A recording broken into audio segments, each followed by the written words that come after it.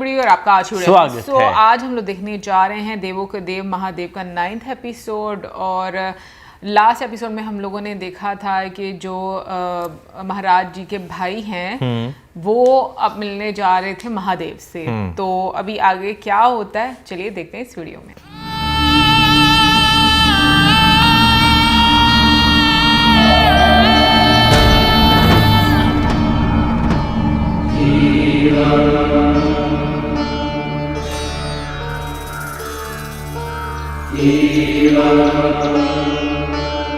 प्रणाम प्रभु।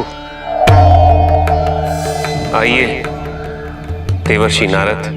महादेव, आप तक पहुंचने की यात्रा भले कितनी ही कठिन क्यों ना हो,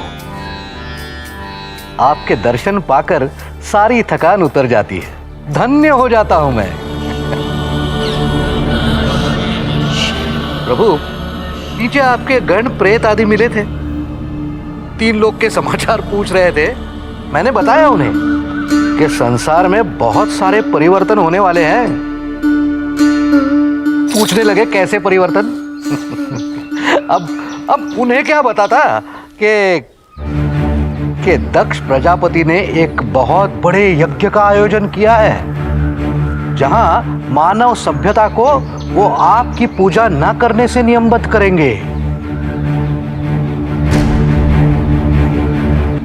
दूसरी ओर दक्ष प्रजापति की पुत्री सती, बेचारी की मानसिक स्थिति कुछ ठीक नहीं चल रही है। आपके दर्शन करने के बाद न जाने क्या हो गया है उसे। आपने तो देखा होगा उसे, अति मनमोहक छवि, सर्वगुण संपन्न। प्रभु, मैंने जैसे ही आपका नाम लिया, उसके नैनों की विक्षिप्तता देखने लायक थी। क्यों ऐसी व्यर्थ बातों में समय नष्ट करते हैं नारद? प्रभु, दक्ष प्रजापति आपके विरुद्ध इतना बड़ा षड्यंत्र रच रहे हैं और आपको उसकी कोई चिंता नहीं है। दक्ष को मुझसे द्वेष है, पर यह समस्या उनकी है, मेरी नहीं।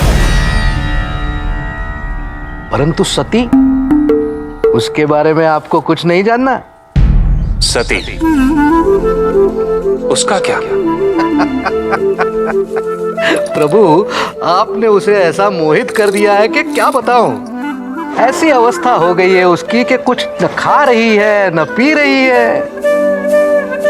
प्रभु, आप उसे ऐसी ही स्थिति में छोड़ देंगे? नारद, मैं दक्ष के उस मंदिर में सती के बुलाने पर गया अवश्य था, पर केवल इसीलिए क्योंकि सती ने सच्चे मन से, सच्ची श्रद्धा से मुझे पुकारा था। एक वक्त के अलावा मेरे जीवन में ना सती का कोई महत्व है, ना ही स्थान। प्रभु, तो क्या आप सदैव वैरागी ही बने रहेंगे? पिता ब्रह्मा और माता सरस्वती, भगवान विष्णु और माता लक्ष्मी, इनके दाम्पत्य सुख देख आपके मन में गृहस्थी का मोह नहीं उत्पन्न होता? जैसे माता लक्ष्मी की उपस्थिति से वैकुंठ, मां सरस्वती से ब्रह्मलोक, वैसे ही क्या कभी ये कैलाश भी धन्य होगा प्रभु? कभी आपकी इच्छा नहीं होती कि इस बंजर वीरान कैलाश पर भी देवी माता के चरण कमल पड़े और इसका उद्धार हो? क्या इसका अधूरापन, आपका एकाकीपन आपको व्याकुल नहीं करता प्रभु? दाम्पत्य सांसारिक मोह से बंधने का एक माध्यम है। एक वैरागी के जीवन में इसका कोई अर्थ नहीं। क्या योगेश्वर शिव के जीवन में प्रेम का भी कोई अर्थ नहीं है? प्रेम का अर्थ अवश्य है। मेरे भक्त, मेरे गण, इनसे मेरा संबंध प्रेम का ही तो है। भले ही वो प्रेत हो, पिशाच हो, पशु या फिर मनुष्य, पर जिस प्रेम की ओर आप संकेत कर रहे हैं वो तो स्वार्थ और अहम से परिपूर्ण होता है, और मेरी साधना का ध्येय उसी स्वार्थ और उसी अहम का त्याग है। मैं जानता हूं विष्णु मुझे विवाह के बंधन में बांधने का प्रयत्न कर रहे हैं, पर मैं हर बंधन से मुक्त हूं, संतुष्ट हूं, संपूर्ण हूं। संपूर्ण मुकम्मल।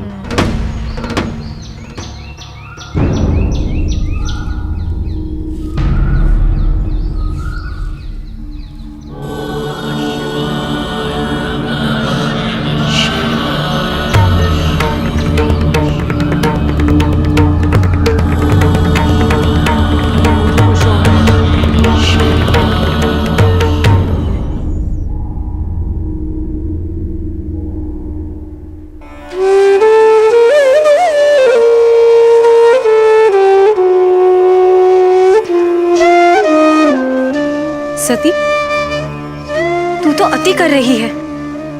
पिताजी ने तुझे अन्न ग्रहण करने से मना किया था, तू फल क्यों नहीं खा रही? बस इतने कमल के फूल और हैं, पहले इन पर विष्णु नाम लिख दूं, फिर खा लूंगी। थोड़ा जल ग्रहण कर ले। तुझे भूख प्यास नहीं लग रही क्या?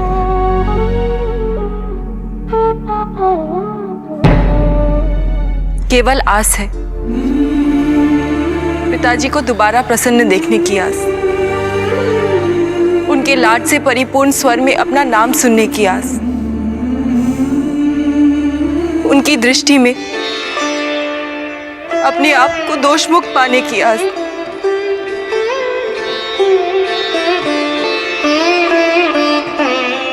पिताजी कैसे हैं? पता नहीं क्या हो गया उन्हें, भोजन ग्रहण ही नहीं कर रहे। कह देते हैं कि समय नहीं है।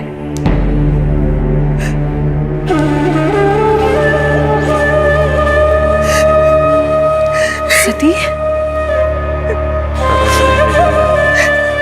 ये सब कुछ मेरे कारण हो रहा है दीदी। नहीं सती नहीं, ऐसी बात नहीं है। बैठ यहाँ पर।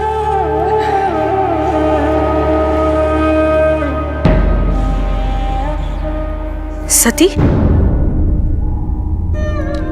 ये क्या है? मैं अभी एक दासी को भेजती हूँ लेप के साथ। नहीं दीदी। सती, तुझे दुख नहीं रहा? जो दुख मैंने पिताजी को दिया है, उसके आगे मेरा दुख कुछ भी नहीं।